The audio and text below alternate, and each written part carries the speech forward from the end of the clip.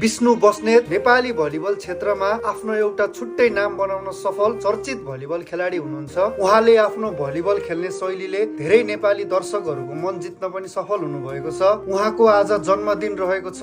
आजकै दिन पौष 1 गते कोशी प्रदेशको सोलुखुम्बु जिल्लामा जन्मिनु भएको विष्णु बस्नेत कोशी प्रदेश भलिबलको टिम क्याप्टेन पनि हुनुहुन्छ। तपाईलाई जन्मदिनको धेरै धेरै शुभकामना। तपाईले अझै धेरै मेहनत गरेर अझै धेरै प्रगति गर्दै जानु होला। भविष्यको लागि धेरै धेरै शुभकामना। उहाँले कोशी प्रदेश, टिपटप हेल्थ नेपाल जस्ता ठूला ठूला राष्ट्रिय स्तरका क्लबहरूबाट भलिबल खेलिसक्नु भएको छ भने नेपाली अन्डर 23 राष्ट्रिय टिमबाट पनि खेलिसक्नु भएको छ। उहाँ एउटा मेहनती, लगनशील र अनुशासित भलिबल खेलाडी हुनुहुन्छ। उहाँ कोशी प्रदेशको मात्रै शान नभएर सिङ्गो नेपालको शान हुनुहुन्छ। उहाँले कोशी प्रदेशका समर्थकहरूको मात्र नभई म जस्तै अरू प्रदेशको फ्यानहरूले पनि एकदमै धेरै माया गर्नुहुन्छ।